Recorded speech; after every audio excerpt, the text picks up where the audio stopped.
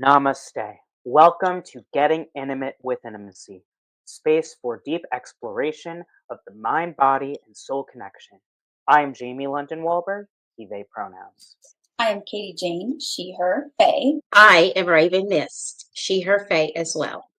Getting Intimate with Intimacy will cover consistent multimedia content spanning all forms of intimacy, from sexual to intellectual and everything in between. Our content is created for all beings and bodies and abilities 18 and up.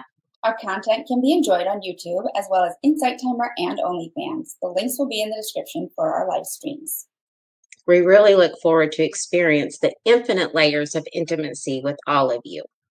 And remember, Intimacy starts within. Namaste, everyone, and welcome back, family. Happy 8/8 Lionsgate Portal. What a special day.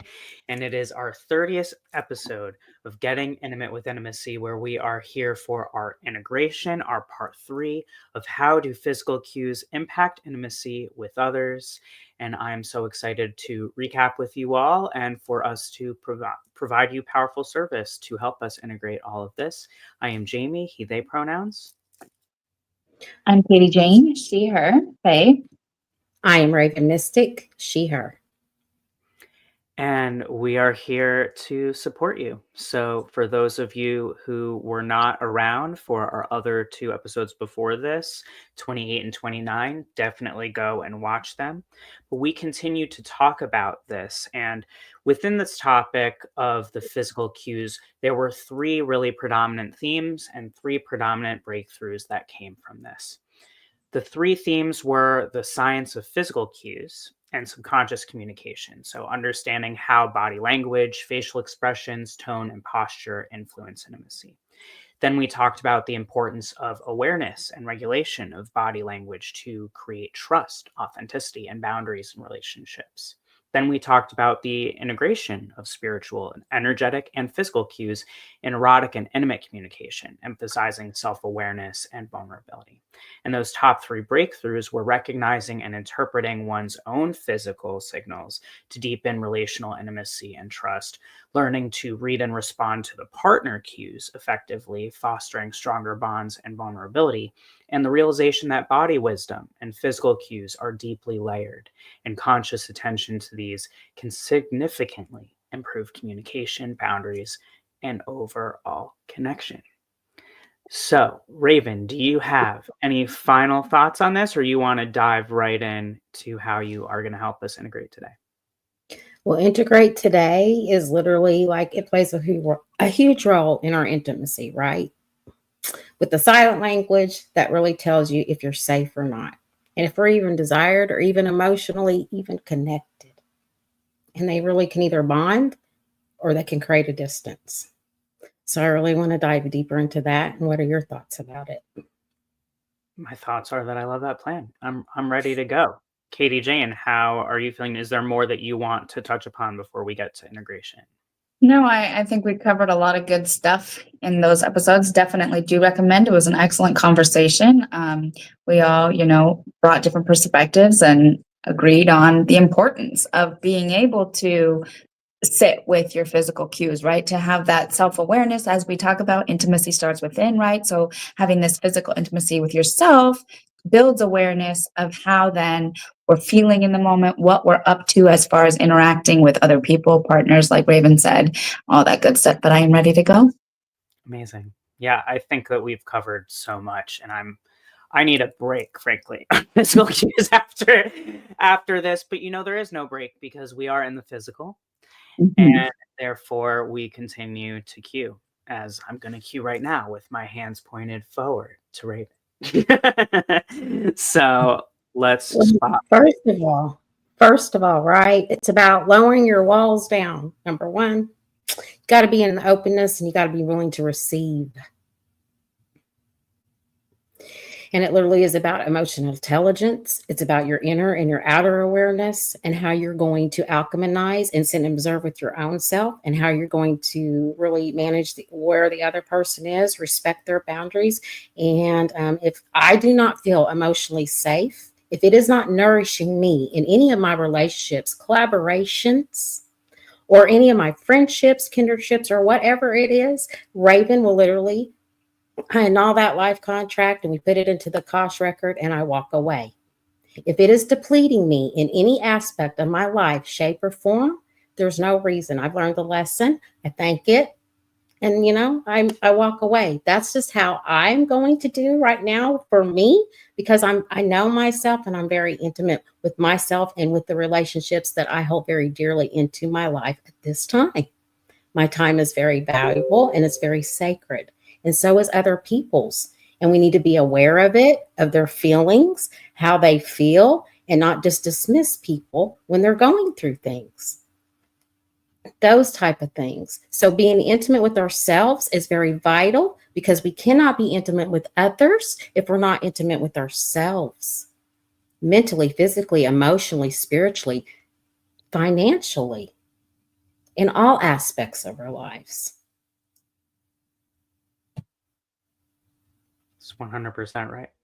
That's why we talk about how intimacy starts within. So what are you going to do to help us integrate today?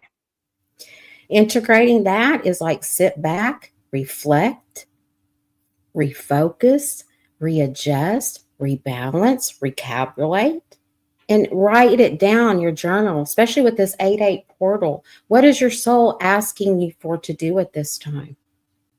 Where is it guiding you? Where is it leading you? What is it really, what are you asking of yourself at this time? Where does people want to go? And things like that, those type of things. Life is life, and it's too short to have any regrets or any of those things. And now is the time in this Leo season, literally, to step in your unapologetically self and be pure and authentic, what you really are asking for at this time in all aspects of your life. And there ain't no blaming or shaming game. And we really got to dive into the shadow aspects to really dive into the subconscious of being intimate. That's where it really starts. It really starts with all this shadow work, and a lot of people want to run from that. If you really want to get down to really getting intimacy with yourself and others, you got to start with your shadow work and that inner child and come back home to self, period. You come back home to yourself first.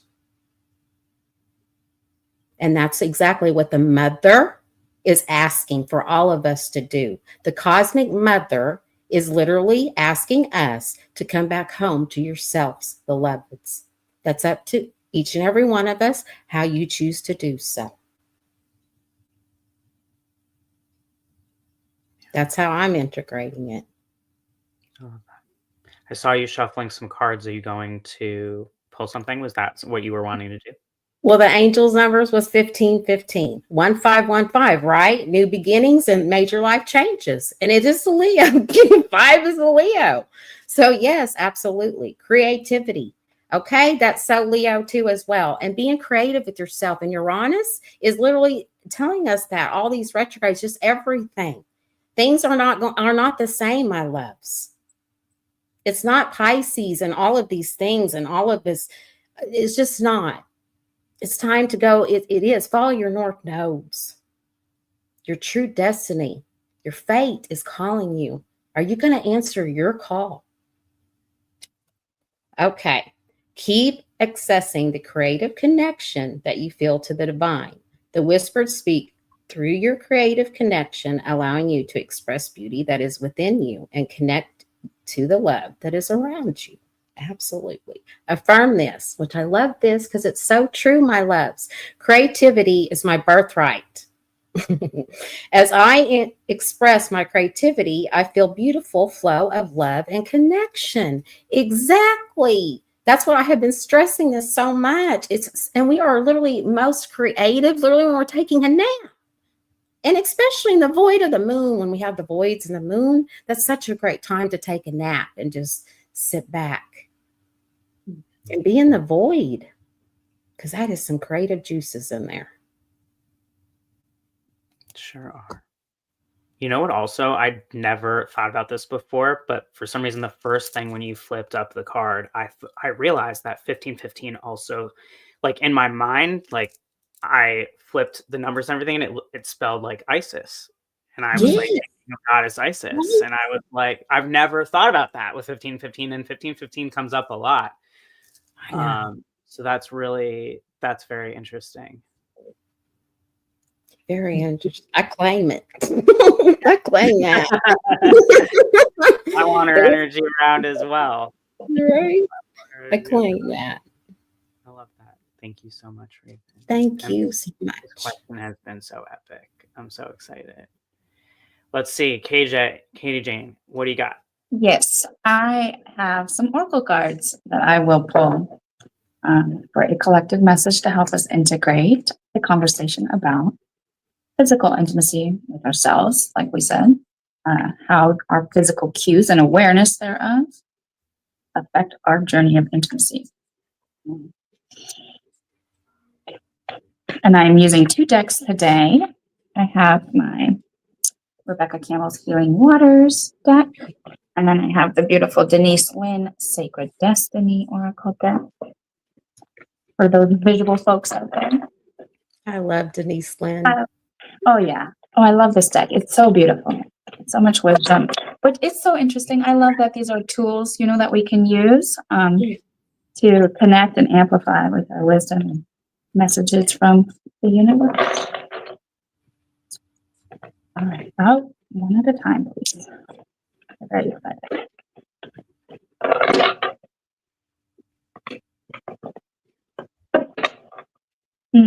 That goes along with what Raven was saying about change. Let's see. This deck is also pretty new, so I haven't shuffled it that much. Nope. I want the other deck. Well, I don't know what was important about that, but when you said that, I just got like chills, like it like rickled up my spine. Interesting. All right, Sacred Destiny. Yep, jumping right out. Of course it is. Of course. And of course, it's a full moon on the card, and the message is openness. For those that don't know, tomorrow is a full moon in Aquarius, the Sturgeon moon. Yes. And the first card that I did draw was this Stagnant Waters. It says, feeling stuck, a call for shifts, flow, and change. I'm going to see if we got 1 or 2 more cards from this deck that wanted to speak. Oh. No, that's right. Okay. You said that at 12:42 and Delight and courage. I wish I could show you, but I'm not. I'm limited technology as I'm traveling. But here's the card: Delight with a sparrow in a meadow, and then courage. Really kind of a cool overlay of like a nautical map, and obviously the ocean with waves crashing up on the shore. And it says courage. So we've got stagnant waters, openness, delight, courage. I'm going to read from the book since I said this is like a pretty new deck for me. And I love what they have to say. So here again is the Stagnant Waters card. She's laying in a pool on her back. And she looks relaxed, but underneath the water here is like trash. There's plastic bottles and garbage. And it says, perhaps it's the movement of water that contains the intelligent flow of energy that makes life possible, the life force that animates all living things. When water stops flowing, it can become stagnant. This lack of flow can cause a buildup and lead to pollution. Perhaps we're like that too. Perhaps we need flow just as much as the waters of the world. This card brings with it a call for flow, movement, and change. How can you begin to flow a little more with life's changes? Where in your life do you feel stuck? What has become stagnant or lacking of vitality, ease, and flow? How are you being called to re-inject more movement into your life? Sometimes when we go through life, our energy can become stuck, physically, emotionally, spiritually, romantically, and yet life is always there to support our return to flow, to movement. I love that. This is a wonderful card to receive as it comes with a magnificent opportunity for shifting energy and embracing change and new possibilities. Like Raven said, embracing the energy of the time that we're in that is shifting. Perhaps you've become complacent or you just feel stuck. Maybe you've been avoiding something deep down and this is causing the waters within you to stagnate. Perhaps the intelligence of the water is inviting you to call upon the intelligence within you to find the courage to embrace a new way of flowing with life. Love that. And then we're flowing right into the full moon card, which is perfect, since the moon governs the tides and our bodies are made up of so much water. With the message of openness. And again, this has kind of got all the zodiac constellations in the sky here around the moon. The cycles of the moon affect every aspect of our life. The cyclical magnetic pole regulates the tides as it acts on our planet's waters. The moon even affects the monthly cycles of women. Yes, it's true. It's not an accident that a woman's cycle and the cycle of the moon are approximately the same amount of time. In native cultures, when women lived in nature, it was not uncommon for them to menstruate during the new moon and ovulate around the full moon. It was believed that menstruation was the time that a woman had to be still, put her everyday labors aside, and renew. For all people, the dark of the moon was a time to incubate ideas, watch nocturnal dreams for signs, and be still. In modern life, we as a culture don't honor these natural cycles often enough, and as a result, our lives are usually bereft of this important time of rejuvenation. The sacred landscape of openness wants you to know. Be open to receiving signs. Be still. Do nothing. Like Raven said, be open, breathe, relax completely and thoroughly. Incubate your dreams for the future. If you're trying to make a decision, take the time to watch for signs and listen to the whispers of the universe. Watch your dreams for messages regarding the situation. Become the sacred watcher, the role of the observer, like we recently discussed. Observe life as it unfolds rather than becoming engaged in it. Be open to what the universe has in store for you. This card can also be the bringer of sacred wonders into your life. Miracles can show up in ways you didn't expect. And then the next card is Delight. Sparrows and spring grass. The sparrow gains its powers from numbers. In clusters, sparrows eat and forage, and predators are distracted and deterred, even intimidated by their numbers. Security and joy in numbers is a lesson of the sparrow. Within their community, sparrows are always busy, living life fully. Many cultures align the meaning of the sparrow with joy, and in the Middle Ages, the sparrow was thought to relieve suffering, helping one triumph over hardships and bring joy. The sacred landscape of delight wants you to know delight is expanding in your life. Clap your hands with glee, spend time with others, go to a community gathering, maybe host a party. The joy you experience will give birth to immense creativity and your life will blossom. Share your happiness and elation with others, and it will grow by leaps and bounds. This isn't the time to be serious or buckle down and get to work. This is the time to be spontaneous and madcap, it says. Do not make hard and fast commitments. Don't sign any legal documents. Don't make promises or you might not be able to keep them. Just give yourself permission to have fun. Lots of fun, especially in community with others. That's always a good message. And then the fourth card is Courage. And a beautiful rocky seashore. And the message is that the rocks are there, right? Fortitude, regardless of what is going on. The sacred landscape of courage wants you to know, step forward, throw your shoulders back, and stand up for yourself with passion. Speak up for those less fortunate. Be impeccable in all your actions. This isn't the time to be timid and pull back. Don't be limited by the beliefs of others. Use your passion to make a difference. Courage doesn't mean you aren't afraid. Fearless means fear less. Acknowledge your fear and take action anyways. Make a stand. You are strong and powerful and have great valor within you. So I love that. It's such a beautiful just follow up and confirmation message, following what Raven said. If things are stuck, now is a fabulous time, right? To embrace more movement, whatever that looks like. The cards mentioned several different things, right? You can flow in actual moving your body, even if it's taking a walk in nature or on the treadmill, if that's what's available to you, however you want to feel. I mean, to me, putting music on and just moving is a good way to shake up and shift energy and move your hips, right? And just literally physically move that energy through you. And then having the openness to find delight. And all of that stuff takes courage, like the card said, right? It takes courage to make changes. It takes courage to embrace yourself. And like Raven said, to integrate and embrace, there's light and shadow within all of us. And we are all whole, perfect, and complete and worthy of pursuing our passions and our dreams. So That's just so resonates. That resonates with everything for this whole. That just confirmed everything, literally, because of that. Just the 8-8 portal and just the courage, right? That is so. Hear me roar, right? And unapologetically being authentic and being that inner child and having that playfulness, because that is so. That is just so bringing our inner child and planting the seed of our soul, because it is the seed of our soul. And love and honor and nurture and be intimate with our inner child, because it just wants to have fun and it wants to play. And we need joy, to be right? Looking for those spots of joy, inspiration.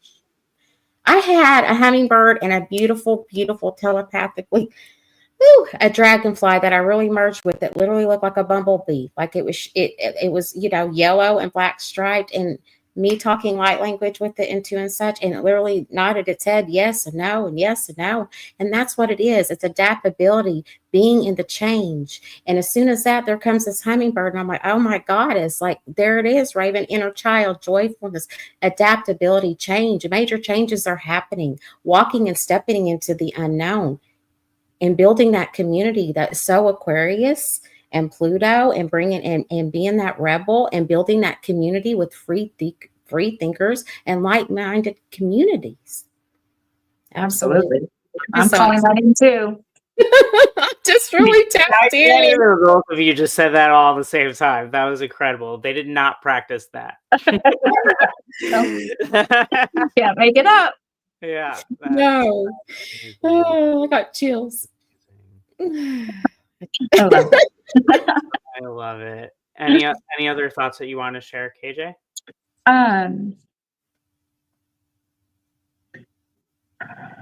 I think it's just very, very relevant. Like Raven said, it's the energy around us. Things are changing, and it resonates with me too, because I have been working on my own courage to put myself first, right? Again, to make shifts and changes in my life so that I feel more aligned, and I am doing things and experiencing things that bring me joy. So literally exactly the reading. So I always love to feel the alignment.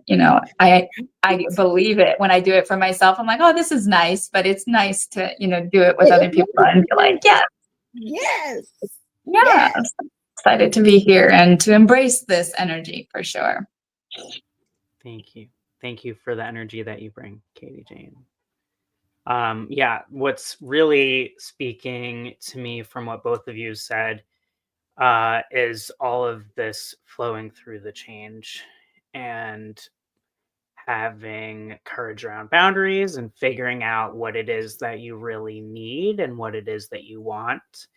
And it can be very disarming when you're someone who's very decisive and sort of like known for knowing everything that you want and need. And then suddenly you realize, actually, there are some things that I don't know about what it is that I need. And what happens often when you have what you need versus what it is that you desire.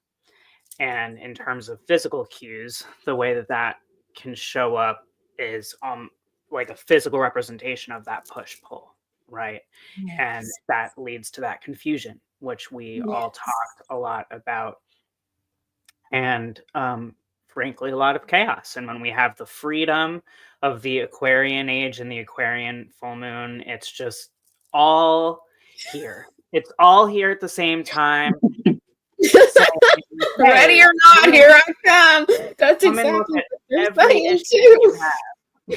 And let's address it. And I'm like, oh, are you kidding me right now? No, we got it 10 toes down right now. And again, like that whole starting within ourselves, because something that has also become very clear to me super recently and is very top of mind for me right now is because we are all having our own individual interlocking journeys, if we're all in this sort of free flowing chaos change, figuring out what it is that we desire and we need, we cannot expect for alignment to always be there in every second automatically. And right now, at least for me, what's been really present in these energies is, frankly, the absolutely awful feeling of feeling out of alignment with those you feel usually in alignment with, and feeling out of alignment in situations where you usually feel aligned, or things that overall are aligned, but then there's like these little intricacies that don't feel aligned, and how much that changes, and the risk that comes with addressing things too soon, waiting too long, and figuring out as you go. There's a lot of grace and patience that's required right now for everybody, and it's definitely not a time to force alignment in the same way that it may not be the time for you to run away from something just because something is slightly feeling out of balance. Yeah, exactly, the intensity. The It's just, escapism, the yeah, escapism or numbing out and not wanting. That's why I said about the shadow, because when they don't want to face, and it is duality. I mean, our shadow is our light. It's our most freaking strength. So I can't stress that enough. yeah. It just is. And real quick, Jamie, I just also wanted to say, like, I love what you said about like that, even though it's feeling chaotic, we know it's easy to get caught up in that and not remind ourselves that this is temporary, right? That's the good news. That's part of the good news, is that this is temporary, right? And when you make changes, whether it changes are like happen or that you choose to make these big changes, it's going to take a while to find the new balance, right? So like Jamie said, yeah, it feels off kilter, can definitely resonate with that as well lately. But then also I just wanted to just reinforce, like, if you need to rest. Like, it's so important. Even if you go and do something fun that brings you joy and then you're tired, rest. Like, that's okay to honor, where that is, if that's part of the discovery of, what do I need in this moment? Yeah. And then to give yourself that rest with grace and not beat yourself up, because you are being productive by resting and recharging. Absolutely. Exactly. And that takes a lot of that paying attention to your own physical cues, right? Exactly. When you're feeling tired, like, I know that for me, I'm a manifesting generator. When I'm frustrated, I am out of alignment, and frustration shows up very specifically in my physical cues and my physical body, depending on what it is. And what I do verbally is I tend to get very short with people who I usually have immense patience for, or things that usually wouldn't bother me suddenly are the top of my trigger list. And physically, what happens is I get really tense. I feel my physical body sort of I bring myself closer into myself. Even if I'm like in a physical space by myself, and it feels heavy. I feel this tension that I almost can't fully breathe. Wow. And this pressure in the upper center of my back as well. So what I feel called to bring to support us in our integration around physical cues today, and honoring this 8-8 portal and all of that we're all resonating with and sharing, is a tuning fork attunement, which will most likely have some light language that will come through, but predominantly I will be using a suffragial kit, as well as starting with 432, which is one of the frequencies of unconditional love. So I invite you to receive this however you desire. You can go about your day, or you can really give yourself the time to get still. You can lay down, you can sit, you can have your eyes open, you can have your eyes closed. Whatever you choose to do, I really invite you to be in your observer mode, and with as little judgment as possible, really see where in your physical body all of these emotions and thoughts that may arise for you, and sensations, where do those show up? And communicate with them within yourself. Ask, why is this showing up there? And remember that whatever discomfort, whatever tension or expansion that you feel, whatever tingles or temperature changes, waves of emotion, maybe you even feel an acute pain, but then it dissipates. Just remember, as Katie Jane was saying, it's temporary. And so it's important to remember that I'm not going to close this with you feeling awful. So just trust that the alignment is what's happening for you now. And so I invite you to take some slow, deep breaths in through the nose and exhale through the mouth.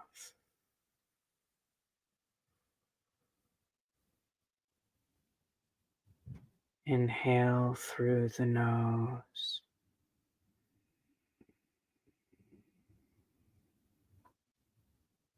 And exhale through the mouth.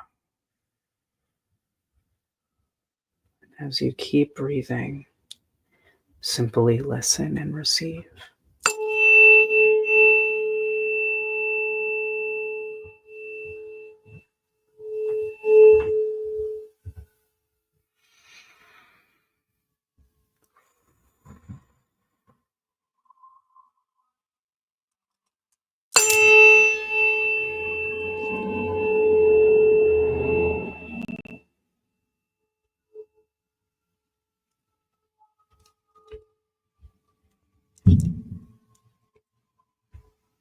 And you can receive the Reiki from the instruments and from myself by saying, I choose to receive this Reiki for my highest good and for the highest good of all.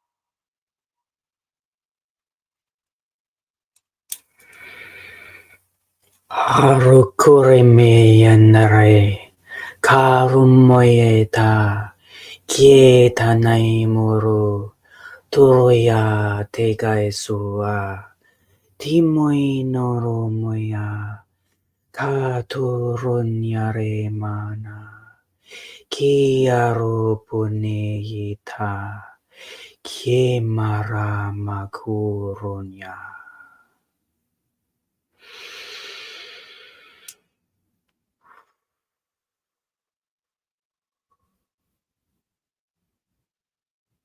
I invite you to take a very slow, deep breath.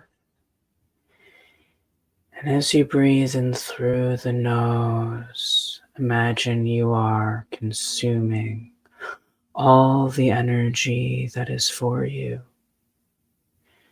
And as you exhale, reclaim your peace as you release what no longer serves you.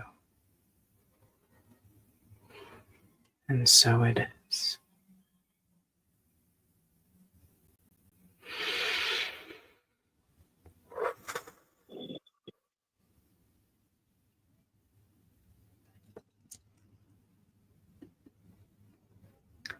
Are we feeling integrated?